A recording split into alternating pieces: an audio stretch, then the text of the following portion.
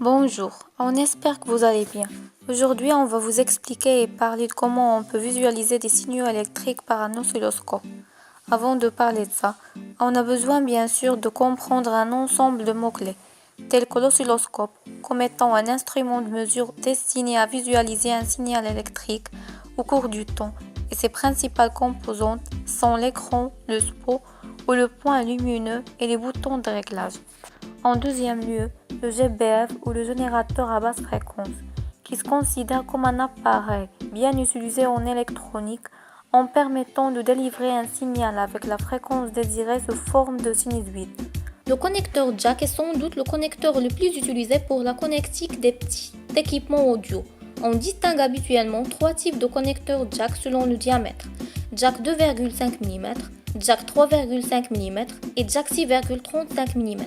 Chacun de ces jacks se compose en deux versions. Jack mono, pour la transmission d'un son monophonique possédant deux contacts, une référence sur le corps de l'affiche et le signal sur la pointe. Jack stéréo, c'est pour la transmission d'un son stéréophonique. Ce type de jack possède trois contacts, c'est-à-dire les mêmes contacts que le connecteur jack mono, ainsi qu'un anneau supplémentaire permettant la transmission d'un autre canal audio.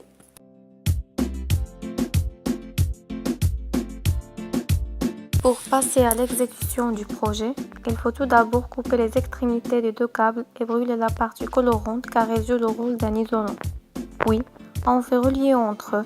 Alors chaque fil du premier câble va être relié avec son correspondant dans l'autre câble, la masse avec la masse et le micro de l'oscilloscope avec la droite ou la gauche représentant la sortie du signal envoyé par le GBF, afin de brûler les différents fils connectés entre eux pour bien renforcer le contact.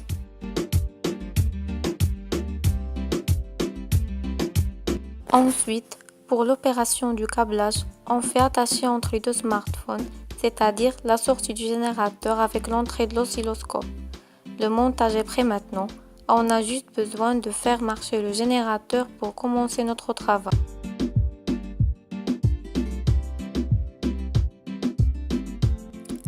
Alors au début, on va régler les générateurs à une fréquence de 1 kHz et avec une amplitude de 100%. Et on va essayer à obtenir trois formes de signaux: sinusoïdal, triangulaire et carré.